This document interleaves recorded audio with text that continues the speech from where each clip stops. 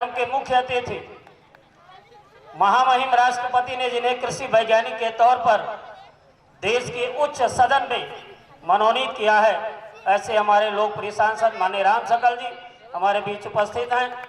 मैं दोनों सम्मानीय अतिथियों से विनम्र निवेदन करता हूं कि प्रतिमा त्रय के पास दीप प्रज्वलित कर प्रतिमा त्रय पर माल्यार्पण कर इस कार्यक्रम का औपचारिक उद्घाटन करने की कृपा करें।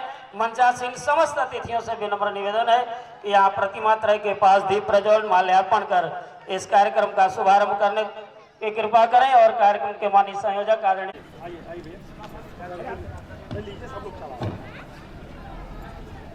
प्रतिमा त्रय पर माल्यार्पण करते हुए कार्यक्रम के माननीय अध्यक्ष माननीय मुख्य अतिथि गिरवासी वनवासी सेवा प्रकल्प के आदरणीय अध्यक्ष श्रीमान हिमांशु कुमार जी और पूर्व अपर आयुक्त IRS माननीय विलास सिंह जी और हमारे कार्यक्रम के मुख्य वक्ता माननीय अम्बरीश सिंह जी, केंद्रीय सहमंत्री विश्व हिंदू परिषद का भी आगमन बिल्कुल ठीक समय पर हुआ है। मैं आपका भी हार्दिक स्वागत वंदन और अभिनंदन करता हूँ। और दीप प्रज्वलन के लिए मैं माननीय अतिथियों से विनम्र निवेदन करता हूँ कि प्रतिमा त्रय के पास दीप प्रज्वलित कर इस कार्यक्रम का शुभारंभ। ये सड़कता है, कोई बात नहीं, गिरेंगे तो पकड़ लेंगे। गिरने लगेंगे।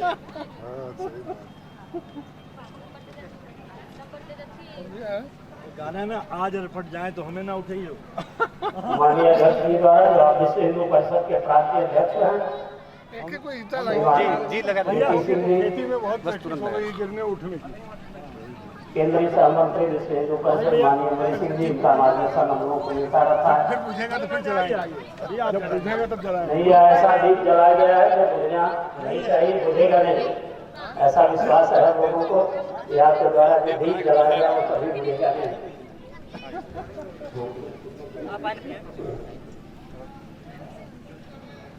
करेण वीणा परिवारयन्ति तथा जपन्ति अपरेण माला मराल पृष्ठासन सन्निविष्टां सरस्वती तां शिरसा नमामि। हम सभी उस मां वीणा पाणी के आराधक हैं। भारतीय इंटर कॉलेज घोरावल की बहनों को आमंत्रित करता हूं कि वह आए और मां वीणा पाणी की आराधना करें। भारतीय इंटर कॉलेज घोरावल की बहनों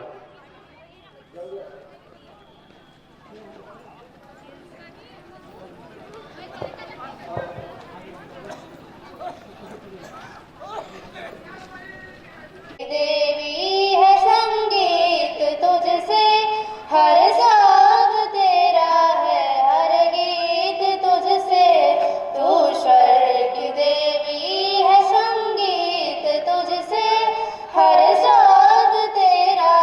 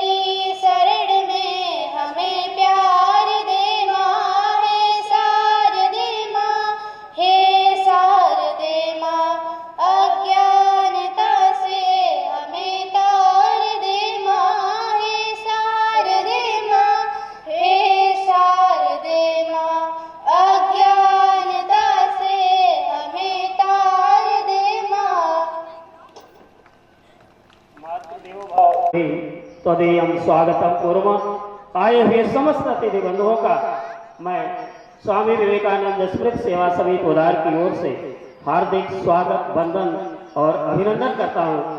और स्वागत की इसी कड़ी में यह विद्यालय प्रांगण में कार्यक्रम है, इसलिए विद्यालय के वाहनों के द्वारा अपने शब्द प्रसूनों के द्वारा आगंतुक समस्त अतिथियों का स्वागत करने के लिए एक बार पुनः बहनों को आमंत्रित करता हूं कि वह आए और अपने शब्द प्रसूनों के द्वारा आगंतुक अतिथियों का स्वागत करें। भारतीय इंटर कॉलेज प्राउड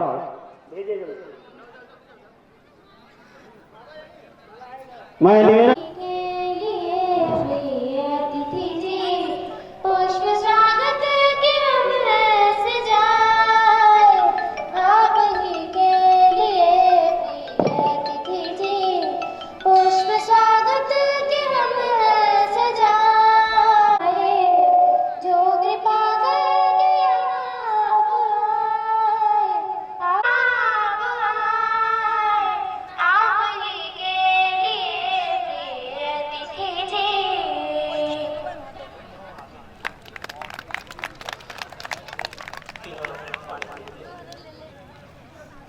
यहाँ सम्मानित अतिथियों का बालकों की ओर से स्वागत, आयोजक बंधुओं की ओर से आगंतुक अतिथियों का स्वागत करने के लिए मैं स्वामी विवेकानंद स्मृति सेवा समिति के अध्यक्ष आदरणीय श्री अरुण कुमार चतुर्वेदी से निवेदन करता हूं कि आप कार्यक्रम के माननीय अध्यक्ष महोदय का माल्यार्पण, वैध अलंकरण और अंग वस्त्र के द्वारा कार्यक्रम के माननीय अध्यक्ष महोदय का स्वागत करने की कृपा करें।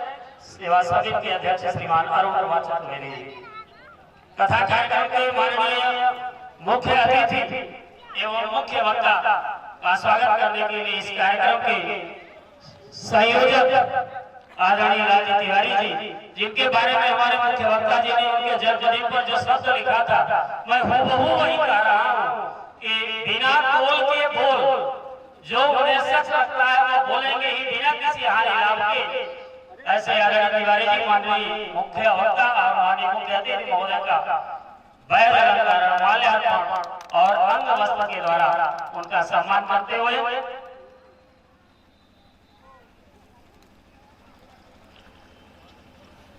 12 जनवरी 1863 को कलकत्ता के सिमोलिया पल्ली में जब भगवान भास्कर अपनी राह बदल रहे थे, उसी समय विश्वनाथ दत्त के घर 6:49 पर एक बालक का जन्म हुआ, जिसने इस दुनिया की राह बदल दी, जिसकी नजरों में चंदन है इस देश की माटी, तपोभूमि हर ग्राम है, हर बाला देवी की प्रतिमा, बच्चा बच्चा राम है।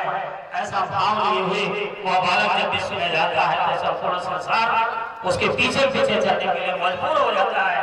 उस बालक का प्रारंभिक नाम नरेंद्र था। इस कार्यक्रम के 3 भाग हैं, जैसा कि हम सभी जानते हैं। सांस्कृतिक कार्यक्रम, कवि गोष्ठी और सम्मान समारोह, वक्ताओं का उद्बोधन। सांस्कृतिक कार्यक्रम चल ही रहा है। अब मैं कवियों को इस मंच पर आमंत्रित करता हूं, क्योंकि कवि भविष्य दृष्टा होता है और जो लिखता है वो समाज की विद्रुपताओं को ध्यान में रखते हुए लिखता है। एक कवि ने लिखा कि ख्वाबों में तेरे रंग कोई पिंक नहीं है, पास तेरे अपनी कोई थिंक नहीं है, राहुल को लगी ठंड तो मोदी ने कहा, आधार से रजाई तेरी लिंक नहीं है। तो कवि क्या क्या लिख देता है, कौन कौन सी बात लिखता है, यह मंच मैं परम आदरणीय जगदीश पंथी जी को सौंपता हूँ और उनको आमंत्रित कर स्वागतम स्वागतम स्वागतम स्वागतम। के ब्लॉक प्रमुख श्रीमान दीपक जी भी हमारे बीच उपस्थित हैं। मैं कार्यक्रम के माननीय संयोजक से निवेदन करूंगा कि आप माननीय ब्लॉक प्रमुख जी का भी माल्यार्पण और अंग वस्त्र के द्वारा उनका सम्मान करने की कृपा करें। आदरणीय तिवारी जी।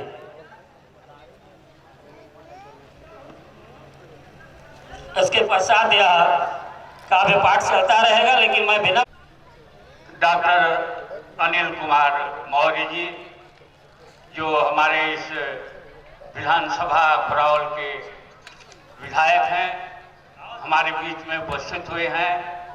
मैं श्रद्धेय लालजी तिवारी जी से आग्रह करूंगा कि उनका स्वागत करें, अभिनंदन करें, वंदन करें। ये हमारी धरोहर हैं, इन लोगों को बहुत संभाल के रखना पड़ता है क्योंकि बहुत संभाल, लेकिन हमारे शायरों ने कहा कि बहुत संभाल के रखा तो पायमाल हुई, बहुत संभाल के रखा तो पायमाल हुई, सड़क पर फेंक दिया जिंदगी निहाल हुई, सड़क पर फेंक दिया जिंदगी निहाल हुई। जैसे हमारे भाई तीरथ राज जी हैं, सड़क पर फेंक दिया जिंदगी निहाल हुई, हमारे बीच में उपस्थित है, मैं उनका भी स्वागत अभिनंदन करता हूं।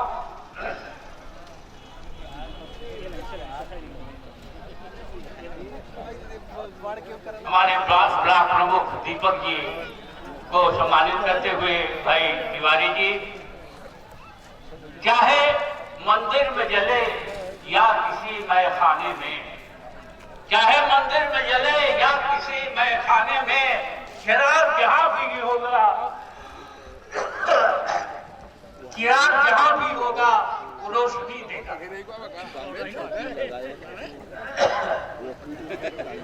अब इस कार्यक्रम के समापन की स्थिति आ रही है। हमारे बीच में और हमारे अतिथि यहाँ उपस्थित हो गए, मुरारी गुप्ता जी जो नगर पालिका परिषद सोनभद्र के अध्यक्ष रहे हैं, और भी हमारे अतिथि यहाँ उपस्थित हुए हैं। मैं सबसे आग्रह करूंगा कि वो अपना स्थान ग्रहण कर ले, और हमारे बीच में अब सिर्फ 2-3 रचनाकार मौजूद हैं, मैं उन्हें क्रम से प्रस्तुत कर देता हूं, और ये कार्यक्रम कुल 15 मिनट के अंदर समाप्त हो जाएगा। स्वागत। आइए मैं अगले रचनाकार के रूप में भाई, इन्होंने इस जनपद को एक नया आयाम दिया है मित्रों। तमाम शहीदों की मूर्तियों का एकत्रीकरण करके इन्होंने एक शहीद उद्यान की स्थापना किया है, और वो गांव में, ये सराहनीय कार्य है। भाई प्रद्युम्न त्रिपाठी जी जो हमारे बीच में उपस्थित हैं, मैं उनसे आग्रह करूंगा कि वो आए और अपनी रचना से हम सबको आराधित करने की कृपा करें। भाई प्रद्युम्न कुमार त्रिपाठी जी।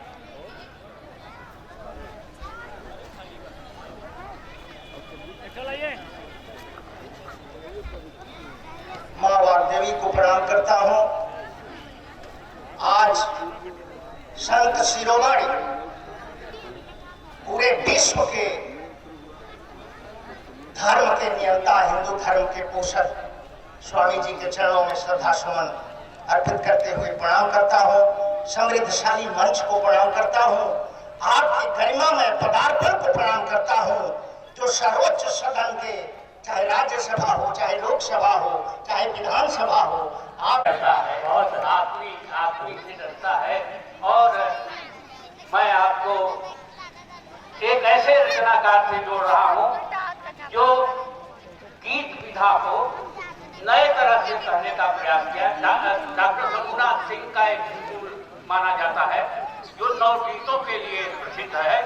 उनमें डॉक्टर उमाशंकर तिवारी, श्री कृष्ण तिवारी और डॉक्टर सुरेश, बुद्धिनाथ मिश्र जैसे गीतकार हमारे बीच में हैं।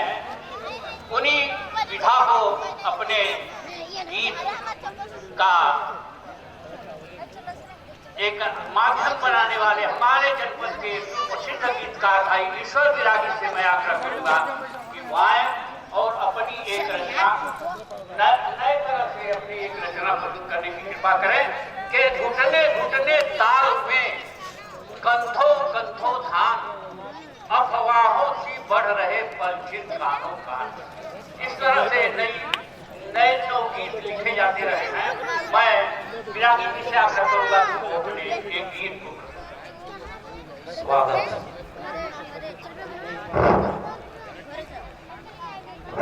परमानंदनीय अध्यक्ष महोदय, सम्माननीय संचालक महोदय बैठे हुए, मैं सबको प्रणाम करता हूँ और बिना किसी भूमिका के मैं कुछ पंक्तियां अर्पित करता हूँ। ये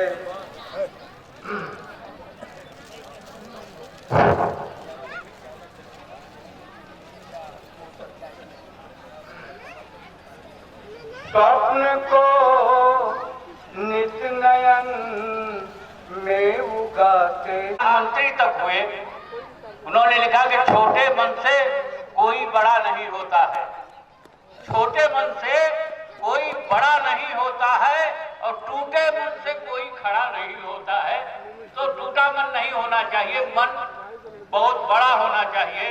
और अगर आप देखें हमारे विद्यालयों में प्रायः खेल कूद के कार्यक्रम होते हैं, जबकि इस तरह खेल कूद का कोई प्रश्न पत्र हमारे सिलेबस में नहीं है, लेकिन साहित्य का पूरा गद्य और पद्य दोनों का सिलेबस है।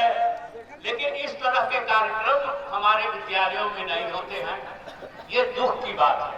हमारे बीच में बहुत से प्रबंधक, प्रधानाचार्य, तमाम लोग यहाँ बैठे हैं। मैं सबसे आग्रह करना चाहूंगा कि कभी कभी इस तरह के भी कार्यक्रम अपने विद्यालयों में, और पूज्य लालजी तिवारी जी का मैं अभिनंदन करना चाहूंगा कि उन्होंने इस तरह के कार्यक्रम को इस विद्यालय में रखने का विचार बनाया। बहुत बहुत धन्यवाद। और मैं अब एक कवित्री को आपके समक्ष प्रस्तुत करना चाहूंगा, जो गोरखपुर की जन्मी हुई है, हमारे इस जनपद में ब्याही हुई है, यहाँ है। मैं अनुपमा वाणी को आग्रह करूंगा कि आए और अपनी कविता से हमें नवाजे। श्रीमती अनुपमा वाणी। इसलिए मैं बाई नेम नहीं कह सकता कि कौन अध्यक्ष जी है।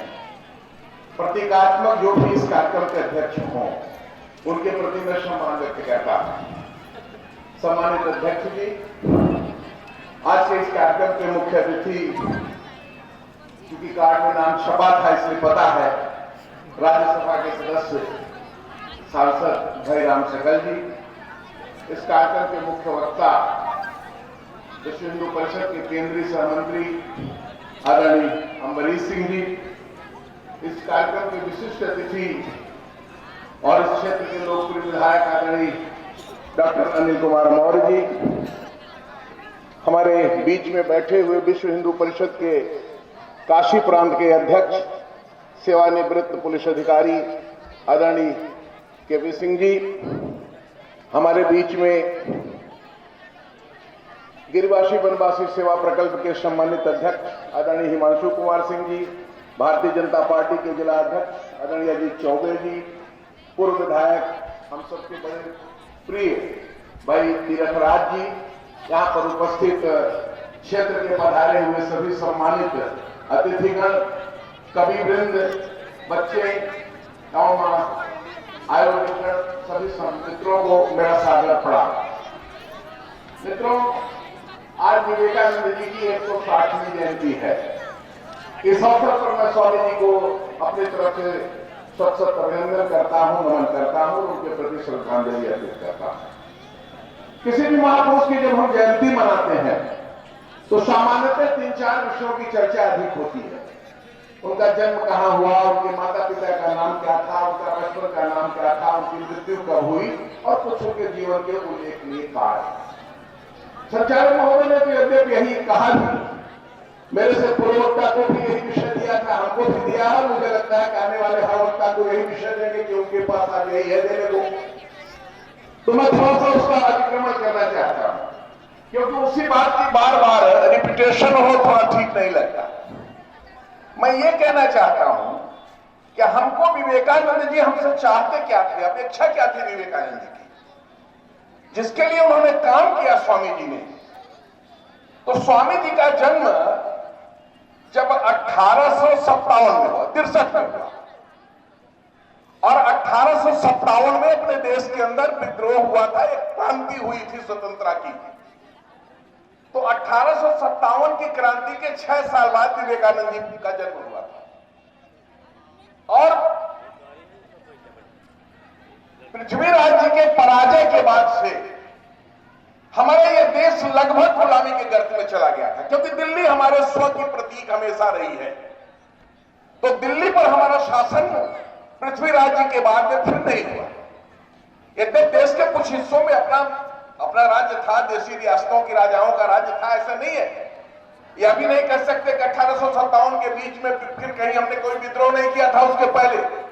1857 के पहले भी आखिर महाराणा प्रताप की संघर्ष करते रहे, राणा सांगा संघर्ष करते रहे, छत्रपति शिवाजी महाराज का संघर्ष जारी रहा, पेशवाओं के नेतृत्व में संघर्ष होता रहा, जगह जगह ऐसे छिटपुट संघर्ष हमारा होता रहा, लेकिन दिल्ली हमारे कब्जे में नहीं थी। बालिका समझकर आप लोग हमें क्षमा कर दें, क्योंकि गोस्वामी तुलसीदास जी ने रामायण में बड़ी सुंदर चौपाई कही है कि जो बालक कही तो तेरी बाता सुनहि मुदित और पितु और माता।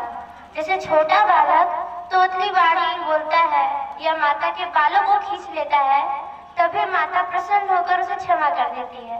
उसी प्रकार अगर कोई त्रुटि हो जाए तो हमें क्षमा करना। गुरुर्ब्रह्मा गुरुर्विष्णु गुरुर्देवो महेश्वरा गुरुर्साक्षात् परं ब्रह्मा तस्मै श्री गुरुवे नमः। अखंड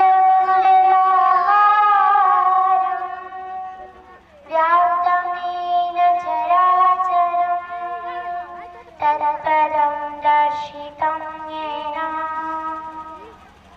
तस्मै श्री गुरुवे नमः। गीता जी के दूसरे अध्याय के 47वें श्लोक में भगवान ने अर्जुन से बड़ी सुंदर बात कही है। कर्मण्येवाधिकारस्ते मा फलेषु कदाचन माँ कर्मफल हेतु भूर्मा ते संगोस्तु कर्मणि। यानी हे अर्जुन, कर्म करने में तेरा अधिकार है, फल में नहीं। इसीलिए तू फल और कर्म का हेतु मत बन और न ही कर्म करने में आसक्ति हो। भगवान ने इतनी सुंदर बात कही कि कर्म करो, लेकिन उसमें इतनी भी आसक्ति मत कर लो वो चीज को छोड़ ना पाओ। कर्म करने में बुरी बात नहीं है कि कर्म करो, भगवान ने ऐसा क्यों कह दिया। लेकिन हम लोग इतना जानते हैं कि गीता जी में कहा गया है कि कर्म करो, फल की इच्छा मत करो।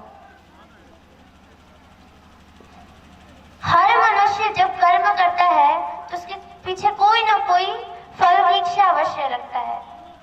अगर कोई गलत कार्य कर रहा है तो वो मन में सोचता है कि हम अच्छा कर रहे हैं, लेकिन अगर वो गलत कर रहा है तो भगवान उसे उस गलत का ही दंड देंगे। फिर हम सोचते हैं कि अरे हम तो अच्छा किए थे, फिर हमें अच्छा फल क्यों नहीं मिला। तो कर्म फल ये दोनों ही हम लोगों के हाथ में नहीं है। भगवान ने इसको सरल बनाने के लिए 9वें अध्याय के 27वें श्लोक में कहा है, यत् करोषि यत् स्नासि यत् जुहोषि दतासि यत् तपस्यसि कौन्तेय तत् कुरुस्व मदर्पणम्। यानी जितने भी कर्म करो वो मुझे समर्पण कर दो। अगर भगवान को हम अपने कर्म समर्पण कर देते हैं तो अच्छा हो या बुरा हो वो भगवान सब अपने ऊपर ले लेते हैं। जैसे कोई छोटा बालक है, वो किसी के घर चोरी कराया, शिकायत करने के लिए दूसरे की मैया आई, तो घर की माता जानती है कि हमारे बच्चे ने चोरी की है, लेकिन उसे दंड से बचाने के लिए वो अपने ऊपर ले लेती है और झूठ बोल देती है कि हमारे बच्चे ने ऐसा नहीं किया है। उसी प्रकार भगवान हमें अपने बच्चे के समान मान करके हमारे सभी पाप कर्म पुण्य कर्म को अपने ऊपर ले लेते हैं। इसीलिए भगवान ने कहा कि जितने भी कार्य करो वो मुझे समर्पण कर दो। इतने बड़े बड़े भक्त हुए हैं। नाभा जी ने भक्तमाल 4 खंडों में लिखी है। उसमें बड़े बड़े भक्तों की कथाएं आती है कि सबने अपने कर्मों को भगवान को समर्पण कर दिया है, जिससे वो स्वयं भगवत स्वरूप हो गए। नामदेव जी थे, उन्होंने हर एक जड़ वस्तु में चाहे चेतन वस्तु में सब में भगवान को देखा। तो जब देखता है कोई मनुष्य की कोई आगे बढ़ रहा है तो उसकी टांग खींचने के लिए उसके पीछे पड़ जाते हैं, किसी भी तरह इसकी बदनामी हो जाए। तो उन्होंने भी नामदेव जी को मारने की इच्छा से कि ना ही रहेगा ना ही इसका नाम आगे बढ़ेगा, तो उन्हें पानी लेने के लिए एक जहां ब्रह्म राक्षस रहता था वहां भेज दिया। अब नामदेव जी तो हर एक चीज में श्री कृष्ण को देखा करते थे। नामदेव जी कलयुग में जो प्रहलाद जी थे उन्हीं के स्वरूप में नामदेव जी प्रकट हुए थे। प्रहलाद जी भी हर एक वस्तु में श्री कृष्ण को देखते थे। जब नामदेव जी गए तो उन्होंने देखा कि एक बड़ा विशाल ब्रह्म राक्षस सामने खड़ा है, तो उन्होंने उसे कृष्ण स्वरूप माना। वो सोचने लग गए कि हमारे कृष्ण हैं, उनके हाथ में मुरली है, राम जी है, उनके हाथ में धनुष है, फिर इनको कौन सा नाम दे, इनके तो योजन भर भर के हाथ है, ये खुद इतने बड़े से हैं। तो उन्होंने एक बड़ा ही सुंदर पद गाया कि ये आए मेरे लंबकनाथ, धरती स्वर्ग पांव लो माथो, योजन भरी भरी हो हाथ। ये धरती से पांव तक, धरती से आकाश तक इतना बड़ा देह है, योजन भर का शरीर है, इतने लंबे लंबे हाथ है। तो उन्होंने उस ब्रह्म राक्षस को लंबकनाथ नाम दे दिया। और जब भगवान ने देखा कि तो बड़ा भोला भक्त है, तो भगवान उस ब्रह्म राक्षस में से ही प्रकट हो गए। जब नामदेव जी ने देखा कि भगवान प्रकट हुए तो जोर जोर से कीर्तन करने लग गए। इसी प्रकार भागवत जी में प्रहलाद जी का चरित्र वर्णन आता है कि प्रहलाद जी हर एक वस्तु में जब श्री कृष्ण को देखने लग गए तो हिरण्यकश्यप जो उनका पिता था वो राक्षस था, उसको विष्णु से चिढ़ थी, यानी श्री हरि से चिढ़ थी, क्रोध था कि विष्णु का भक्त क्यों है, इसको जीने का कोई अधिकार नहीं। लेकिन प्रहलाद जी इतने बड़े भक्त थे, छोटे से बालक थे, ज्यादा बड़े नहीं थे। 7 साल का बालक हिरण्यकश्यप उन्हें पहाड़ों से समुद्र में फेंकवा दिया, तब भी बच गए। गरम तेल में डुबकियां लगवाई तो वो गरम जो तेल थे वो पुष्प बन गए शीतल। इतने भक्ति का चमत्कार था। और केवल एक मंत्र का जाप करते, ओम नमो भगवते वासुदेवाय। नारद जी, जिसके इतने बड़े महापुरुष नारद जी हों, उनके लिए ऐसे ही भक्त प्रकट होते हैं। इसीलिए भगवान ने कहा है गीता में, कर्म करो और उसमें आसक्ति मत करो। जय श्री राम। सर्वधर्मान परित्यज्य माम एकम शरणं व्रज। कुमार मौर्य।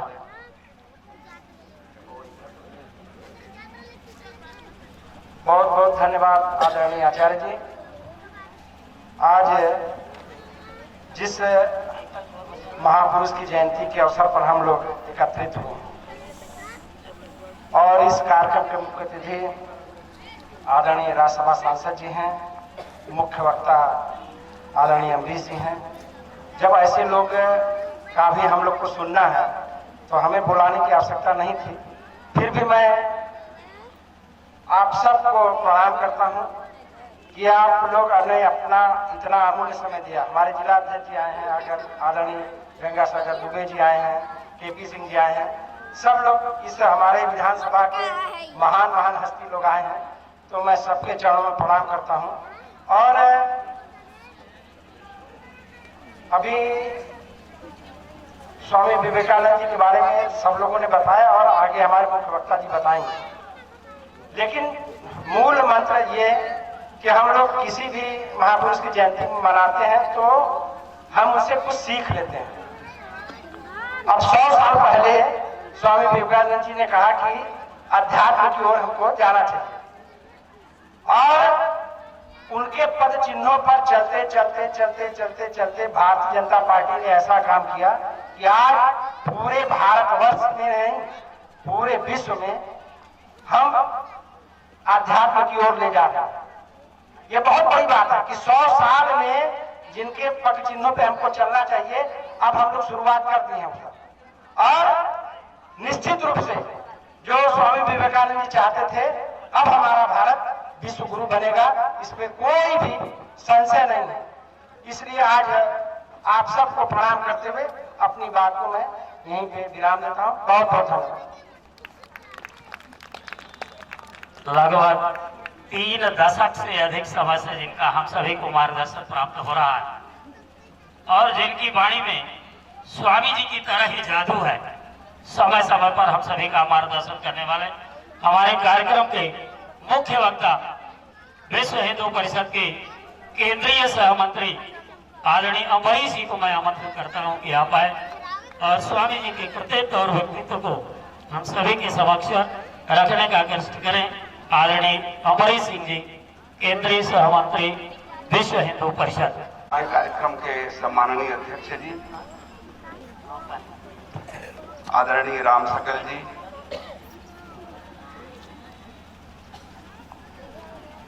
यहाँ के विधायक श्रीमान अनिल जी, पुलिस की सेवा में लंबा कालखंड व्यतीत करने के बाद 2019 के महाकुंभ की चर्चा संपूर्ण दुनिया में है। उस महाकुंभ के पूरे कानून व्यवस्था की जिम्मेदारी जिनके ऊपर थी उस समय डीआईजी थे, एसपी के रूप में उस पूरे महाकुंभ की कानून व्यवस्था उन्होंने देखी और अभी अयोध्या के आईजी से सेवानिवृत्त होने के बाद अपना सार्वजनिक जीवन आपने आरंभ किया और विश्व हिंदू परिषद के इस काशी प्रांत के माननीय प्रांत अध्यक्ष के रूप में हमारे बीच में उपस्थित हैं श्रीमान कबीर प्रताप सिंह जी, मैं उनका स्वागत करता हूं। भारतीय जनता पार्टी के जिले के अध्यक्ष श्रीमान अजीत चौबे जी, आदरणीय गंगा सागर जी, श्रीमान तीरथ राज जी, हमारे वनवासी सेवा प्रकल्प के अध्यक्ष आदरणीय हिमांशु जी,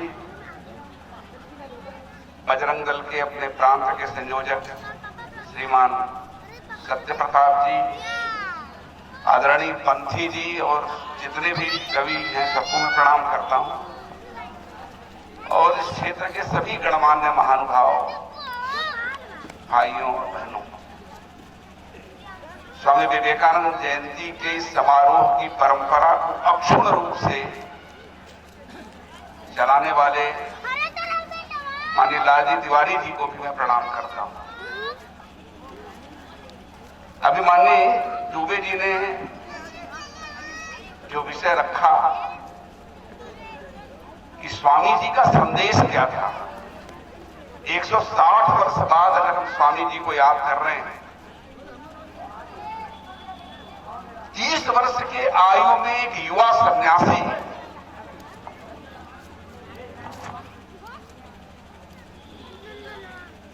और अमेरिका की धरती पर जहां पर ऐसे लोग बैठे थे जिनका राज्य आधी से अधिक दुनिया में चलता था, उनकी गर्दनें गर्व से तनी हुई थी।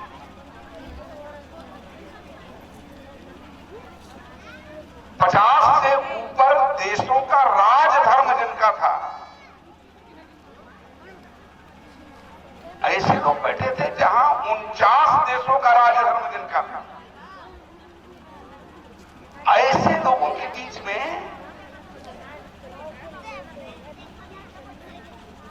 एक युवा सन्यासी, एक अनाम सा देश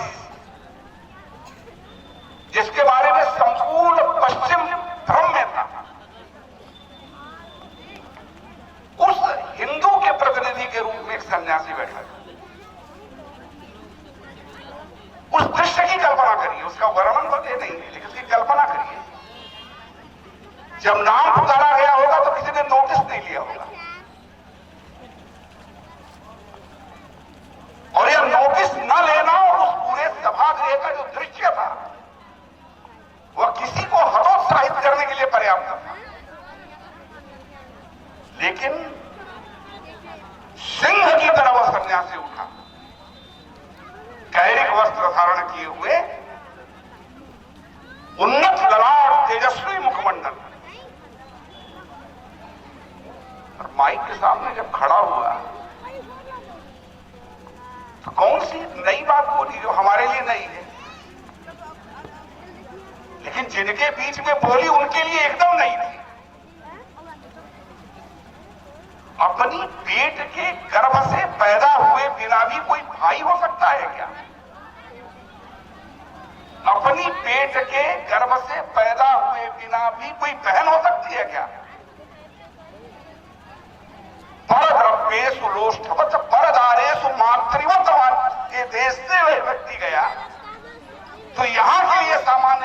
लेकिन वहां के लिए जहां जो कुछ बना है वो हमारे भोग के लिए बना है, उस संस्कृति के उपासक लोग हैं, उनके लिए नई बात है। ये विवेकानंद जी की जो यात्रा थी अमेरिका की, यह सांस्कृतिक दिग्विजय की यात्रा थी दुनिया की। उन्होंने दुनिया को क्या बताया? उस भाषण का कई बार उल्लेख लोगों ने किया।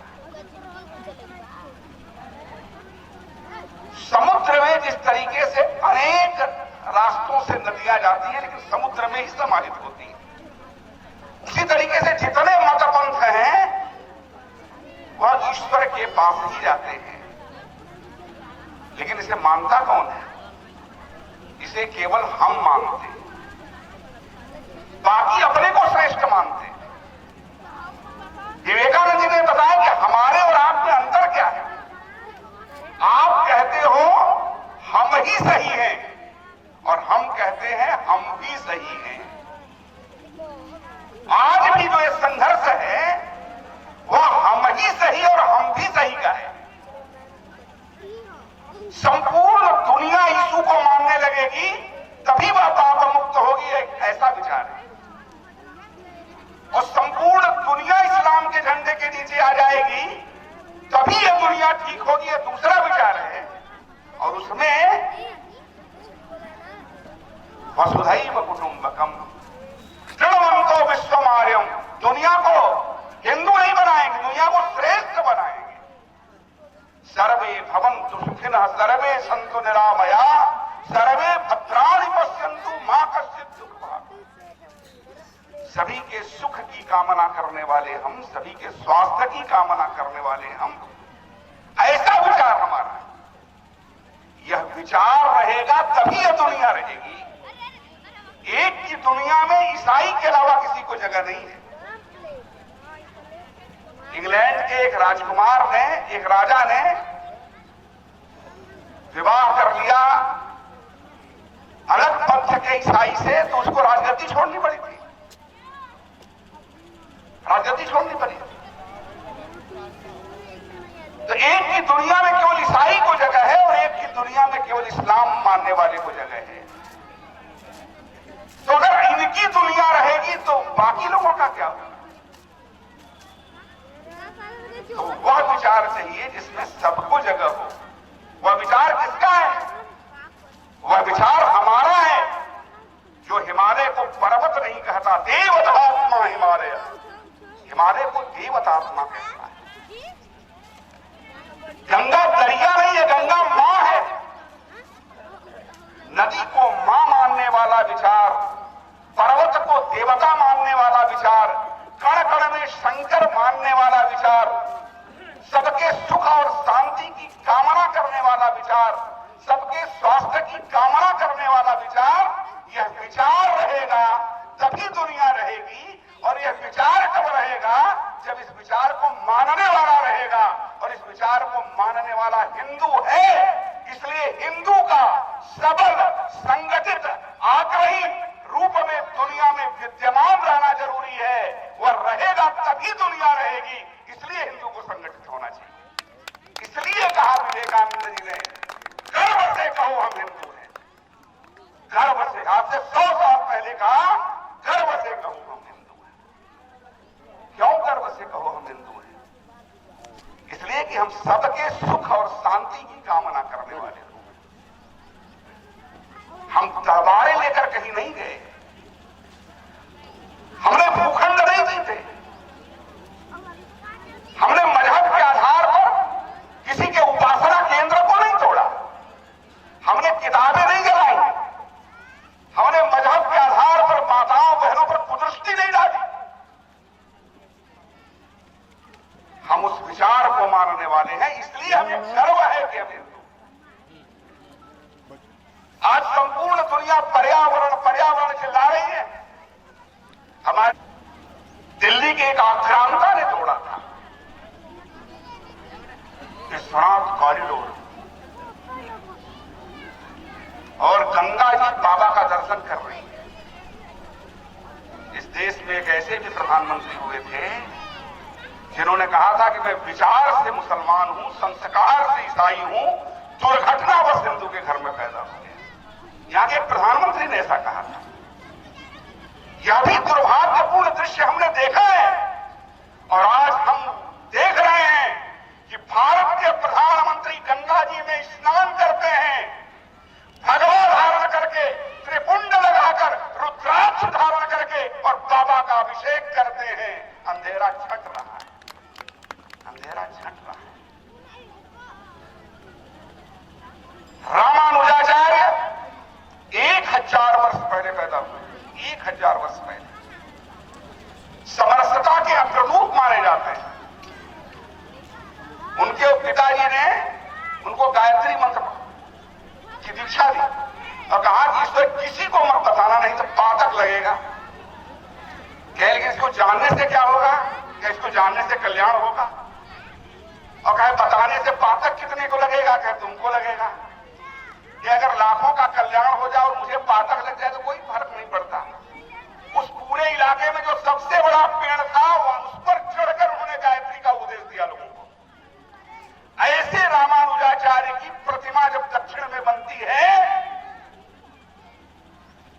तो उसका अनावरण भारत के प्रधानमंत्री करते हैं, भारत के प्रधानमंत्री करते हैं। अंधेरा छट रहा है।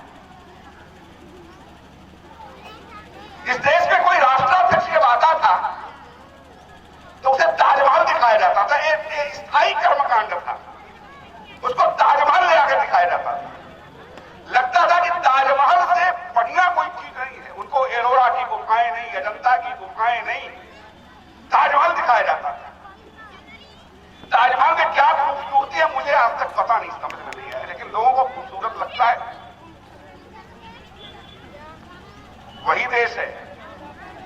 अब चाहे दुनिया में कोई आवे किसी देश का, चाहे वो रियाद अली आवे, चाहे फहीम खान आवे, उन्हें गंगा जी की आरती दिखाई जाती है और जाते समय भगवत गीता दी जाती है। देश बदल रहा है, देश बदल रहा है,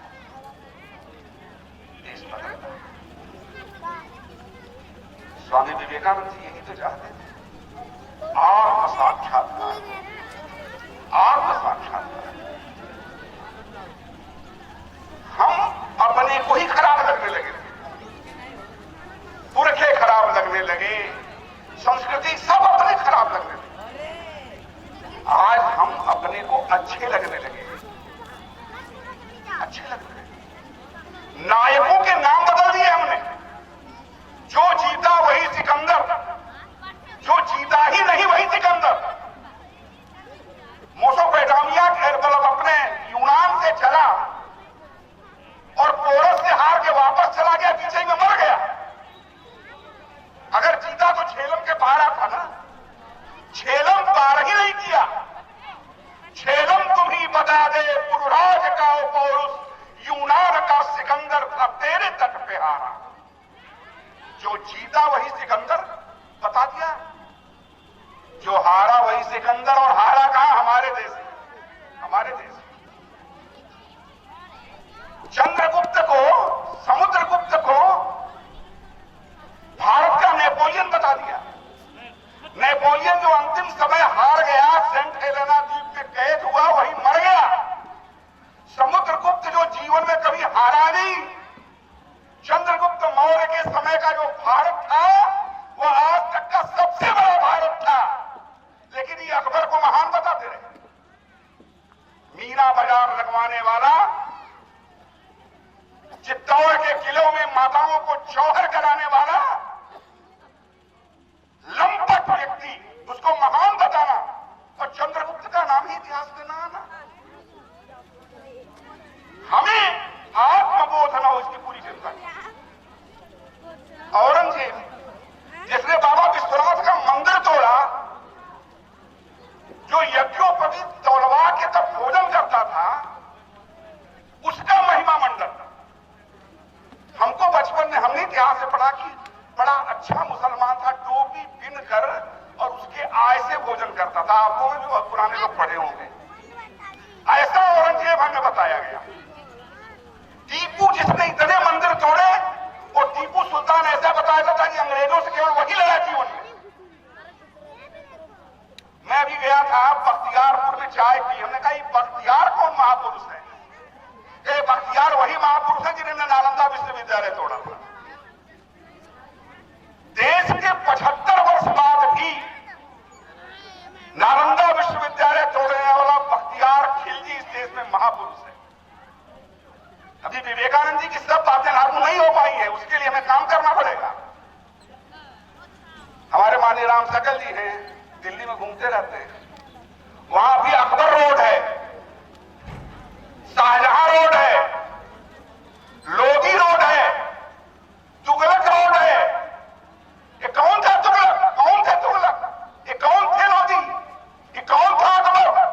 ये कौन था शाहजहां? ये कौन था औरंगजेब? ये कौन था बख्तियार खिलजी? ये कौन था टीपू? इस देश के मंदिर तोड़ने वाले लोग, माताओं बहनों का मान भंग करने वाले लोग, इस देश की पवित्र नदियों में गौ रक्त मिलाने वाले लोग, ये आक्रांता और इनके नाम का महिमा मंडन इस देश में होता रहेगा जब तक यह सांस्कृतिक पुनर्प्रतिष्ठा का महायज्ञ पूर्ण नहीं होगा। रामलला का मंदिर तो बनेगा, बन रहा है, लेकिन इस देश में कोई टीपू रोड नहीं, कोई अकबर रोड नहीं, कोई तुगलक रोड नहीं, कोई लोधी रोड नहीं, कोई बख्तियारपुर जंक्शन नहीं। ऐसा भारत खड़ा करने की दिशा में हमें बढ़ना है, ऐसा भारत खड़ा करने की दिशा में। यह 52 शक्तिपीठ का देश है, यह 12 ज्योतिर्लिंग का देश है, यह 4 धाम का देश है, ये 108 विष्णु मंदिरों का देश है, ये कर्म फल का देश है, यह पुनर्जन्म का देश है। विश्व विजेता सिकंदर के सेनापति सेल्यूकस को हराकर उसकी बेटी को एथेना से विवाह करके गांधार को दहेज में लेने वाले चंद्रगुप्त मौर्य का यह देश है। 80 घाव लगे थे तन में, फिर भी व्यथा नहीं थी मन में, ऐसे राणा संग्राम सिंह का देश है। घास की रोटी खाने वाले राणा का देश है। निकसत ज्ञानते मयूखे प्रलय भानु जैसी धारे तम तोम से गयंदन के जार को लागत लपट मंत्र बैरिन के नागिन से रुद्र ही दिखावे दे दे मुंडन के मार को लाल छिटकार छत्रसाल महाबाहुबली कहां लो बखान करो देरी करवा लो।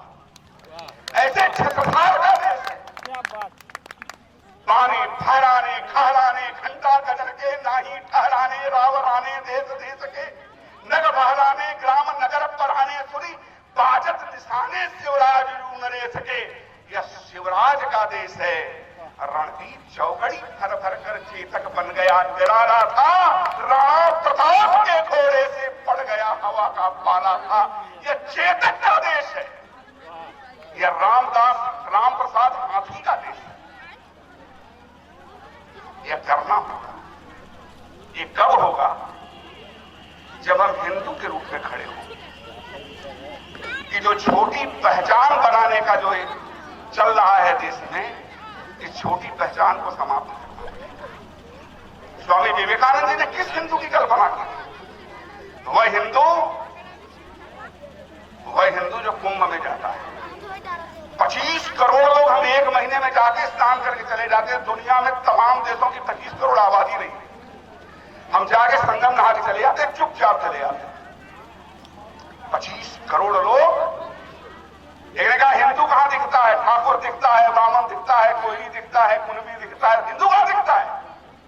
क्या कुंभ में गंगा जी के पुल पर खड़े हो जाओ और जो कोटि कोटि नरमुंड दिखाई पड़ते हैं, उसमें ठाकुर ढूंढो, नहीं मिलेगा। ब्राह्मण नहीं मिलेगा, कोयली नहीं मिलेगा, कुणबी नहीं मिलेगा, केरल नहीं मिलेगा, बिहार नहीं मिलेगा। केवल केवल और केवल हिंदू मिलेगा, हिंदू मिलेगा। कुंभ में जो जाता है हिंदू, सिंहस्थ में जाता है हिंदू, वैष्णव देवी में जाता है हिंदू, अमरनाथ में जाता है हिंदू, गंगा स्नान में हिंदू। गांव में भी वो हिंदू बना रहे, मोहल्ले में भी हिंदू बना रहे। तो गांव गांव हनुमान चालीसा, गांव गांव कीर्तन, गांव गांव आरती। कितने दिन कहते रहोगे? कहते मुसलमान बड़ा संगठित है। क्यों? हर शुक्रवार को नमाज पढ़ता है, बड़ा बहादुर है। अच्छा, इतना बहादुर है कि उसके पुरखों ने डर के मारे धर्म बदल दिया। जिनके पुरखों ने डर के मारे धर्म बदल दिया उनकी संतान वो है, और जिनके पुरखों ने घास की रोटी खाई, गर्दन दे दी, लेकिन हिंदू बने संतान हम। बहादुर कौन? जोर से बोले, बहादुर कौन? हम। लेकिन गांव गांव में हिंदू के नाते खड़े रहे, हिंदू के नाते खड़े रहे। हम ऋषियों की संतान हैं। सबरी के जूठे भेड़ खाने वाले राम जी, निषाद राज को गले लगाने वाले राम जी, चित्रकूट में 11.5 वर्ष तक वनवासी बनकर रहने वाले राम जी, कोल और भीलों को अपना बनाने वाले राम जी, एक आक्रांता रावण के कुल में पिंडदान तक न करने वाला छोड़ने वाले राम जी, उनकी परंपरा के हम वाहक हैं। और अब अगर जन्म के आधार पर किसी को बड़ा मानते हैं, जन्म के आधार पर किसी को छोटा मानते हैं, जन्म के आधार पर किसी को पावन मानते हैं, जन्म के आधार पर किसी को अपवित्र मानते हैं, तो विवेकानंद जी की जयंती मनाने का क्या मतलब है? हम सब एक देश की आवाज मिलकर राम की संतान है। जब राम की संतान है तो एक ऐसा समरस समाज खड़ा करना, ऐसा भेदमुक्त समाज खड़ा करना, यह विवेकानंद चाहते हैं। यह समाज जब खड़ा होगा तो उलझे सुलझे प्रश्नों का है उत्तर केवल एक, हिंदू हम सब एक, हिंदू हम सब एक, हिंदू हम सब एक। साक्षात हिंदू धर्म का अभिमान है हिंदू, संसार पुजारी स्वयं भगवान है हिंदू। यही विवेकानंद जी चाहते थे। जय श्री राम। स्वामी जी के संदेश को हम सभी के बीच रखा आदरणीय बरी सिंह जी ने। मैं निवेदन करना चाहूंगा, जो बहुत छोटे छोटे कार्यक्रम हैं बच्चों ने बहुत देर से तैयार किया है, यदि उनका कार्यक्रम नहीं होता तो उनका मन टूट जाएगा। मोबाइल का प्रभाव आज सभी के जीवन में कितना है।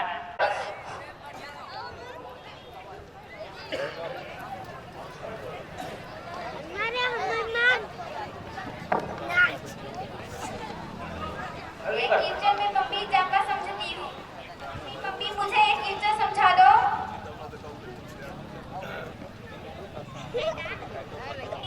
बेटा मैं अभी अपनी लंदन वाली फ्रेंड से चैटिंग कर रही हूँ, आप जाकर इस क्वेश्चन को पापा से समझ लो। समझा दो ना बेटा। कहा ना कि मैं अभी ऑफिस का काम कर रहा हूँ, तुम्हारे ट्यूशन वाले सर आते होंगे उनसे समझना। पापा आप ऑफिस का काम कहाँ कर रहे हो? आप तो स्टेटस चला रहे, कौन सा मैनर हमसे बात करने का? पापा मैंने क्या, मम्मी व्हाट्सएप चला रही है और स्टेटस चला रहे हो, मैथ का टीचर नहीं समझा रहे। बस जितना कहा उतना ही करो, जाकर अपने सीट पर बैठो, सर आते होंगे उनसे समझना और ज्यादा जुबान मत लड़ाओ।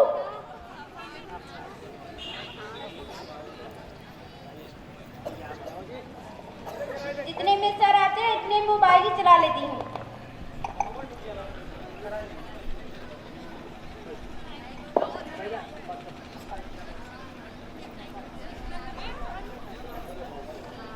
भाई साहब नमस्ते।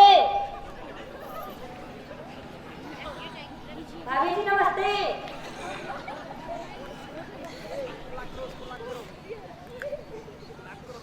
Good afternoon sir. Good afternoon बेटा।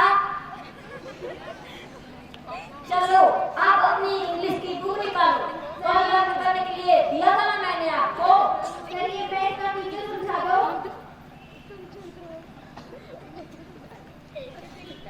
मैथ का क्वेश्चन ये तो मैंने तुम्हें कल क्लासरूम में समझाया था ना। सर एक बार फिर समझा दो, समझ में नहीं आया था। कहाँ ध्यान है तुम्हारा? देखो तुमने ये फॉर्मूले याद किए, कहाँ ध्यान है तुम्हारा? देखो 5x square plus 2ab plus b square, ये याद कर लेना अच्छे से। एक फॉर्मूला भी नहीं याद तो तुम्हें अच्छे से, कहाँ ध्यान है तुम्हारा? देखो a square plus 2ab plus b square, इसको इसमें ऐड करो, फिर इसका आंसर आएगा। लो ट्राई करो।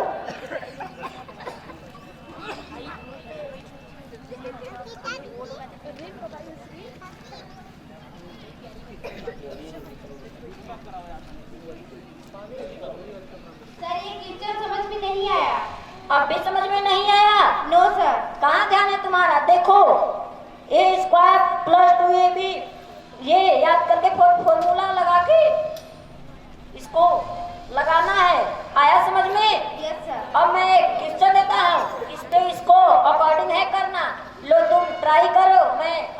जाता हूँ।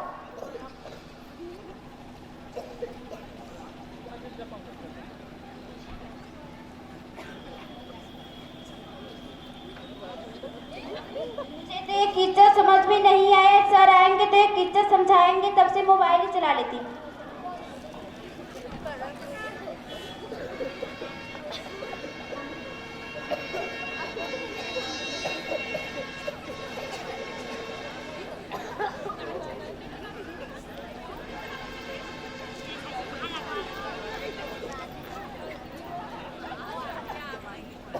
अच्छा पापा इधर ट्विटर चला रहे हैं।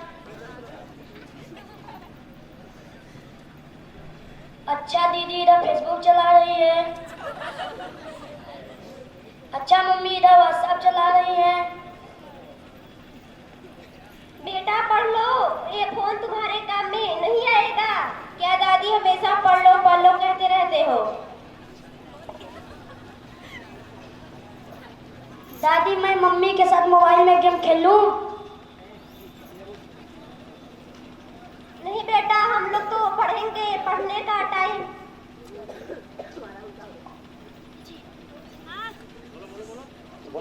नहीं बेटा हम लोग तो पढ़ेंगे, पढ़ने का टाइम हो गया है। ले तू लिख, तू लिख, मैं रामायण पढ़ लूं, फिर मैं तुम्हें अच्छी अच्छी कहानियां सुनाऊंगी।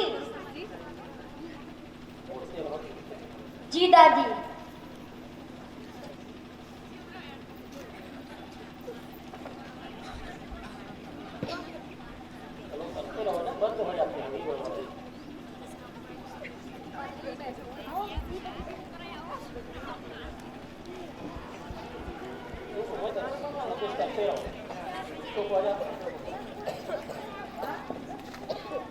दादी जी नमस्ते।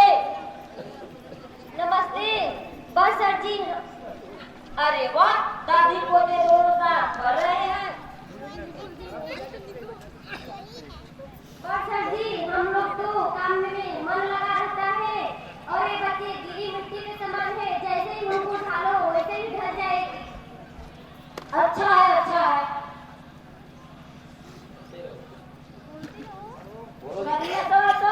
नो सर समझ में नहीं आया। अब भी समझ में नहीं आया? No sir. कहाँ क्या है तुम्हारा? तब से क्या कर रही थी?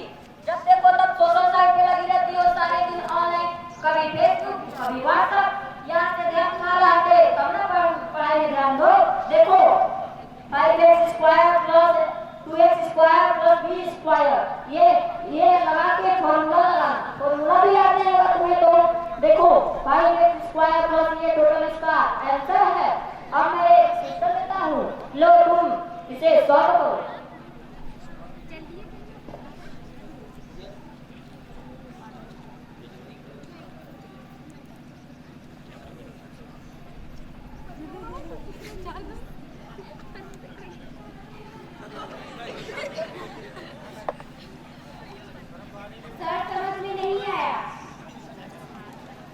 तुम्हारी मम्मी को कैसे पता चला कि तुम्हारी पापा को पानी की प्यास लगी है? अरे मम्मी पापा वे दोनों चैटिंग कर व्हाट्सएप कर रहे हैं। तभी मैं सोचूं कि बेटी का धन पढ़ाई में क्यों नहीं लगता। सर ये फ्यूचर समझ में नहीं आया। समझ में भी कहाँ से आएगा?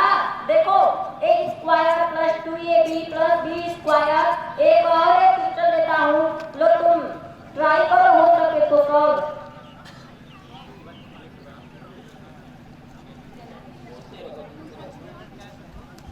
सर समझ में नहीं आया। अब भी समझ में नहीं आया? No sir. कहाँ ध्यान है तुम्हारा? तब से क्या कर रही थी? तुम्हारा पढ़ाई में मन तब लगे ना जब तुम फोन को साइड में रखो, जब देखो तब फोन चलाती रहती हो। अब मैं तुम्हें नहीं पढ़ा सकता। सर मेरी मम्मी पापा से शिकायत मत करिएगा। भाई साहब मैं कल से नहीं आऊंगा, मेरा हिसाब बना देना। क्यों क्या हुआ सर? अभी तो तनख्वाह बढ़ाई थी आपकी। क्यों? जब देखो तब तनख्वाह लेकर बैठ जाती है, कभी अपनी बेटी पर भी ध्यान दिया है? तो और कृपा करें सर, हम आपको किस बात का पेमेंट देते हैं? तो इसका मतलब थोड़ी ना हुआ कि हम आपकी बेटी पर 24 घंटा ध्यान देंगे। उसकी जरूरत आपकी है ना कि मेरी। उसकी पढ़ाई पर ध्यान दो, क्या पढ़ रही है, क्या लिख रही है, कुछ भी ध्यान नहीं देते आप लोग। ऐसा थोड़ी ना होता है। हम आगे से बच्चों पर ज्यादा ध्यान रखेंगे और मोबाइल पर कम ध्यान देंगे। बस सर जी, आपने तो बिल्कुल कहा। वे दोनों व्हाट्सएप फेसबुक पर लगे रहते हैं और उनके बच्चे भी देख देख कर सीख रही है। तभी तो माना कि आपके उनमें मोबाइल की जरूरत है, पर इतना भी नहीं कि वो अपने बच्चों पर ध्यान न दे पाए। इतना भी क्या फोन, इतनी भी क्या आते कि वो अपने आप पर भी ध्यान न दे पाए। समय दो उन्हें कि वो पढ़ सके। आखिर बच्चों का प्रथम पाठशाला उनके परिवार वाले ही होते हैं ना। सही कहा सर जी आपने तो बिल्कुल। आज से मैं भी मोबाइल में गेम नहीं खेलूंगा। बहुत ही और संयुक्त परिवार पहचान बने हो आपकी, ऐसा दे वो नए सीढ़ी को संसार। हम क्रांति माँ की कन्या जी को बचाना है, बूंद जल इकट्ठा कर मानव धर्म निभाना है। बहुत ही अच्छा सुंदर संदेश। और स्वाभाविक रूप से अंत में अगर सुधी नहीं आया तो फिर कार्यक्रम का मतलब क्या निकलेगा। और माननीय मुख्य अतिथि महोदय से मैं विनम्र निवेदन करूंगा कि स्वामी जी के प्रत्येक और व्यक्ति को प्रकाश जाने। माननीय राम सचिव थी और शुरू में ही स्वामी विवेकानंद जी, जिन्हें हम नरेंद्र के नाम से जानते,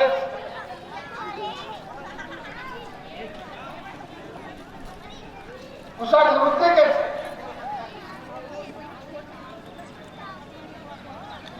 और वक्ताओं ने चर्चा किया, बताया कि जब वो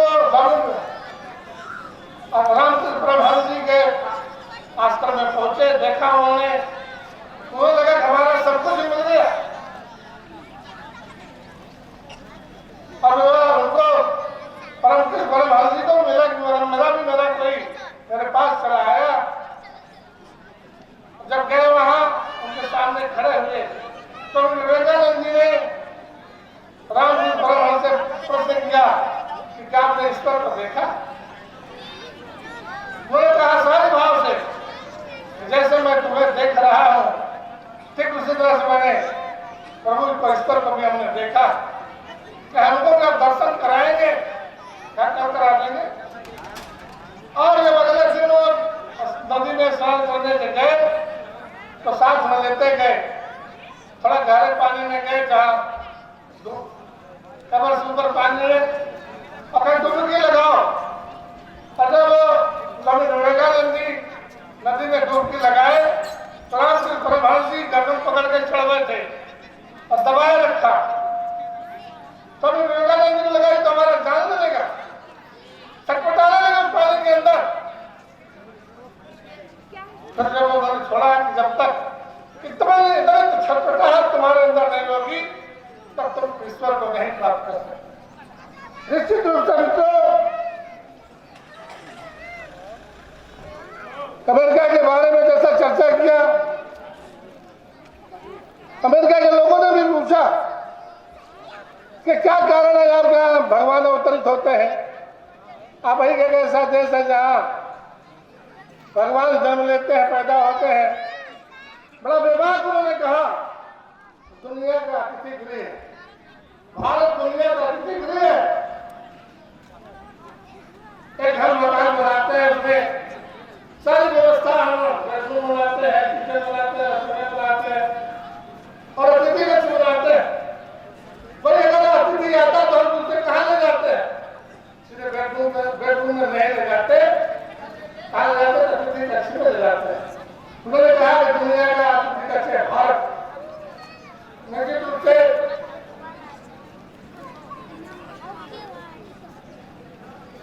स्वामी जी से लोगों ने पूछा आपके गुरु के बारे में, आप इतने विद्वान हैं तो आपके गुरु जी कितने पढ़े लिखे। स्वामी विवेकानंद जी ने कहा कि मैं तो नहीं जानता मेरे गुरु जी इतना पढ़े लिखे थे। आश्रम में काम सामान खरीदने के लिए पैसे देते तो कभी जानते भी नहीं थे।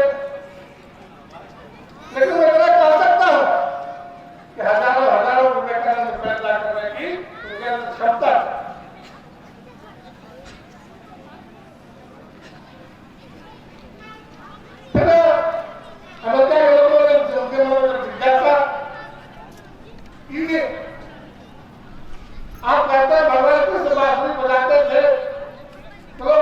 पीछे पीछे गिरफ्तार हो जाते थे पीछे चलने के लिए, क्या कारण था? उन्होंने कहा इसका उत्तर मैं कर दूंगा। अब तक जब वो गए जहां उनको वक्तव्य देना था, जहां उनको सवाल करनी थी, खड़े हुए और अपना वक्तव्य देते देते मिलो पीछे हट गए और उन्होंने पूछा आप तरफ देखो कहां खड़े हो? उन्होंने यही कारण था उस बहादुर ने, चलो वो बहुत ग्रहों से कर लिया करते थे। तो निश्चित रूप से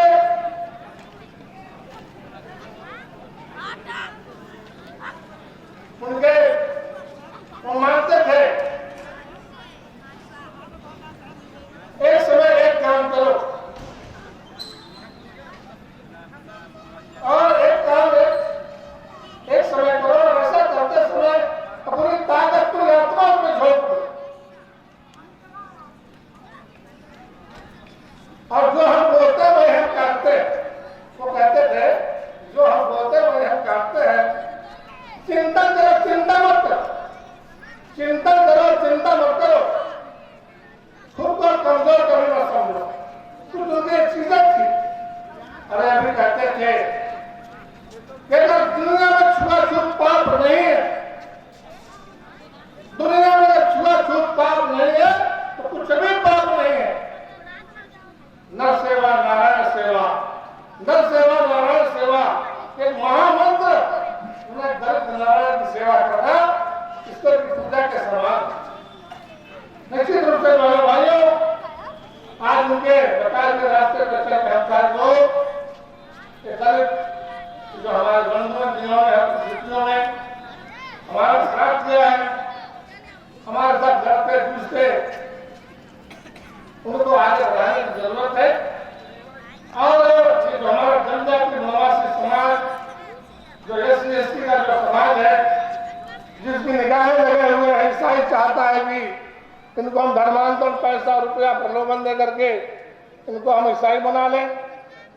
मुसलमान चाहता है कि जो दलित समाज है इसको हम अपने साथ कर ले।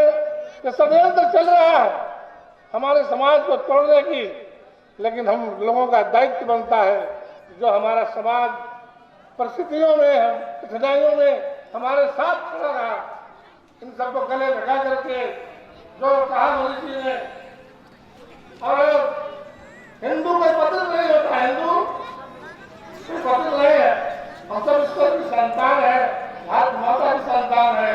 और आज ये अवतार और संदिग्ध होकर के स्वामी विवेकानंद के चिन्हों में करके समाज को गले लगा करके और उस मुकाम तक से जो दुनिया 2023 में भारत दुनिया का विश्व गुरु बने, संकल्प लेके काम करें। आप लोग भारत में मुझे बुलाया इस कार्यक्रम में, मुझे मैं वास्तव में हम चल रहा था उस समय तिवारी जी से चर्चा किया कि कार्यक्रम क्या है, इसका है कि नहीं है, क्योंकि कोरोना काल में कार्यक्रम नहीं हो पाया था। कोरोना में कार्यक्रम है। मैं 24 तारीख को ही दिल्ली से चला और आया यहाँ सारे में विद्यालय का वार्षिकोत्सव था। 25 तारीख को बिहारी और पेटी का जन्मदिन था, उस गोष्ठी में भाग लिया। और 26 से लेकर के 2 जनवरी तक अखिल भारतीय प्रवासी कल्याण आश्रम का RSS का राष्ट्रीय दर्शन का सेवा का काम प्रवासियों के बीच में विद्यालय शिक्षा ये जो पूरा करता है उनका आश्रय का धर्म विद्या का और क्या कहते हैं कि कौमों का राष्ट्रीय लोकता हमने देखा 27 प्रांतों से लगभग 1,500 भाग लिए और बहुत अच्छा रहा। एक प्रकार से छोटा भारत, लघु भारत का हो, नेपाल से भी हो जाए। मैं 7-8 दिन वहां पर समय लेकर इस कार्यक्रम का संयोजक था। पूरा बारात वितरण की सेवा का खर्च बीच में स्वास्थ्य वितरण हो गया था। मैं गंगापुर लग रहा था कार्यक्रम जा पाएंगे नहीं जा पाएंगे, लेकिन कल काले उठाना भरनेवाली गाँव में बहुत संघर्ष से इस बार और आज आपके कार्यक्रम में यहाँ शरीक हो सका। आप सबका जो स्नेह और प्यार था यहाँ तक ठीक रहा। मैं तो आप अपने घर का बेटा मानता हूँ, कभी मैंने आपको कहती थी तो वास्तव में स्वीकार नहीं किया। आप सबका स्नेह और आशीर्वाद बना रहे और इस प्रकार से सामाजिक कामों में लगे रहे। बहुत बहुत धन्यवाद। बहुत बहुत जब तक आप सभी यहाँ मंच तक आते हैं, हमारे बीच में IRS के अपर आयुक्त से रिटायर आदरणीय श्री बिलास सिंह जी हमारे बीच में उपस्थित हैं। आपने कई पुस्तकों की रचना किया है। कविता के बहाने या कविता संग्रह, रोशनी के मुहाने तक, सन्नाटे का शोर, आवाजों के आर पार, अंधेरों की खामोशी के बीच, भारतीय राजस्व सेवा से आप निवृत्त हुए हमारे बीच में हैं। मैं आपसे विनम्र निवेदन करता हूं कि आप यहाँ मंच पर आने का कष्ट करें, जिससे हम आपका सम्मान कर सकें। साहित्यिक पत्रिका परिचय का संपादन, कविताएं, कहानियां, लेख, समकालीन भारतीय साहित्य, हंस, परिंदे, पाखी, आज में आपकी रचनाएं प्रकाशित हुई है। मंच की सर जी थोड़ा सा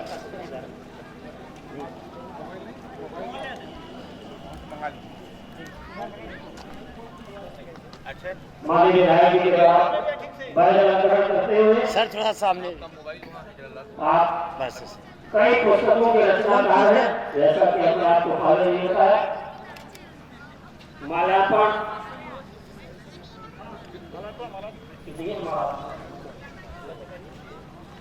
जिलाध्यक्ष भारतीय जनता पार्टी श्रीमान अजीत कुमार माल्यार्पण का सम्मान करते हुए और हमारे जो आदरणीय अतिथि और मंच पर विराजमान है, आप दोनों से मैं विनम्र निवेदन करता हूं कि अंग वस्त्र प्रदान कर श्रीमान बिलास सिंह जी जो अपर आयुक्त थे IRS सेवानिवृत्त हुए हैं, आपका सम्मान करने की कृपा करें। मंच पर अब आप विराजमान हो जाए और मैं कार्यक्रम के संयोजक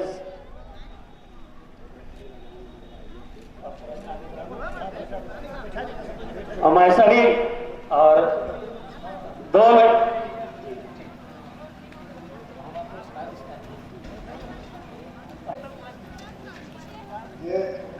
ये ऐसी जगह है जहाँ पिछले 40 साल से मुझे सम्मान मिलता है, क्योंकि मैं यहाँ का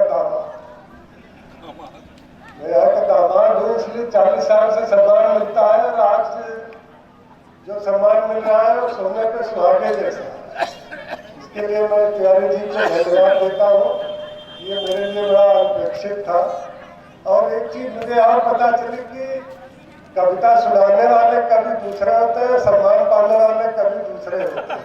थैंक यू। और जैसा कि अवयव पुरस्कार वितरण समारोह है, आप जानते हैं कि वॉलीबॉल प्रतियोगिता हुई है, जिसमें विजेता टीम है गुरेज की 7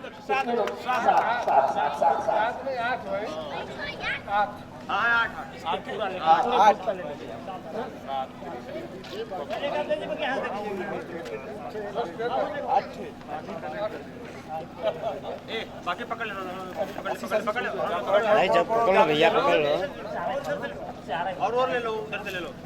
कितना हुआ? पहले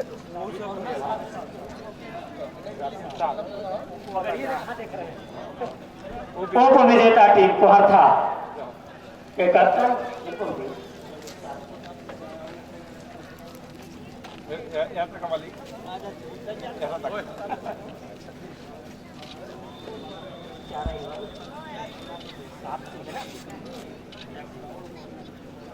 सब आप ले लीजिए पूरे टीम का। ठीक है। और रेफरी के तौर पर श्री निमेश तिवारी और शुभम, कमेंटेटर रामानंद पांडे, स्कोरर हनुमान जी और लाइनमैन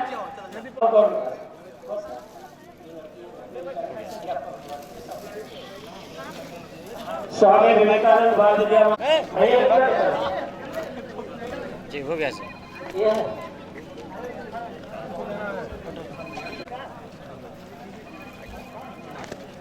सामने से ये यहाँ अंजू पांडे यहाँ की शिक्षिका, ये सभी विद्यार्थियों का हो गया। भारतीय जनता पार्टी से रामानंद पांडे, रामानंद कितने आप चिंता न करें, सबको मिलेगा, बिल्कुल मत घबराइए। हमसे पढ़िए, सबको मिल रहा है। सर थोड़ा सा फेस ऊपर। आप भी कंबल लीजिए, मिश्रा जी आप भी लीजिए ना।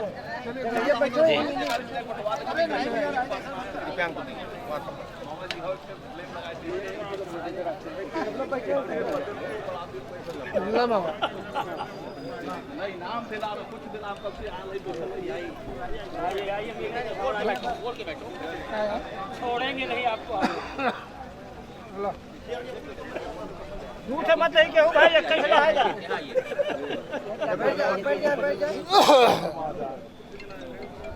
सुरेंद्र भाई हला तो दे रखे हो सर, सामने सामने फेस थोड़ा सा जी, थोड़ा सा सामने। और लोग बच्चे हो दे दीजिए।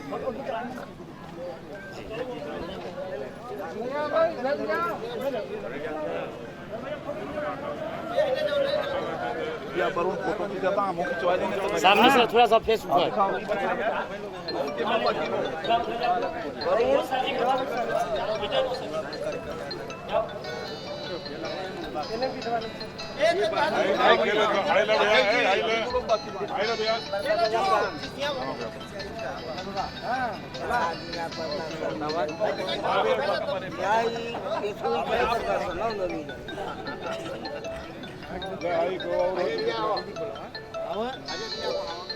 इधर विधायक जी के यहाँ फोटो खींच लो भैया।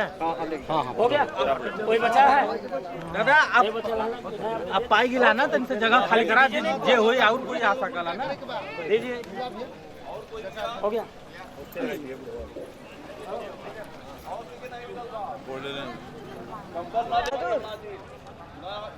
और वे बंधु जो वो जलपान करते रहे जी। सर उस तरफ कोई भी बंधु बच के नहीं जाएंगे कंबल से। जो उसके पात्र हैं वह सभी को मिल जाएगा।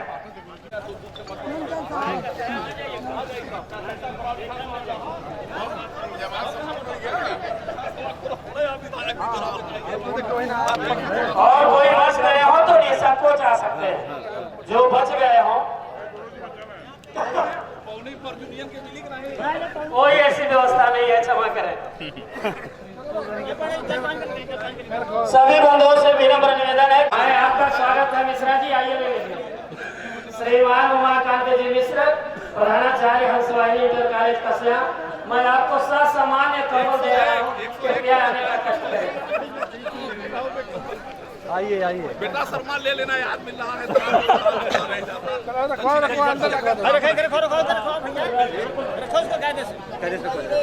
बाइक करवाना तो मत लेने जाए। ये भैया हमारे यहाँ एक प्रार्थी हो, हमार संति रन के देना, हमार संति रन के देना के जिम्मे देखो पैक करवा दीजिए। इतना अपराध बढ़ रहा, तब अगर कहला जाए तब फिर हमारा दोस्त मत दे। कोई भी बंधु बच गए हो तो ये संकोच ले सकते हैं। गाड़ी में रखवा था भैया संजय, आप गाड़ी नंबर बताइए, रखवा देते हैं।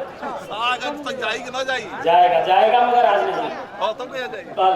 गाड़ी कहाँ मिली भाड़ा का? हम लोग पास साधन है। अरे महाराज ये तना क्षेत्रवाद ना करें।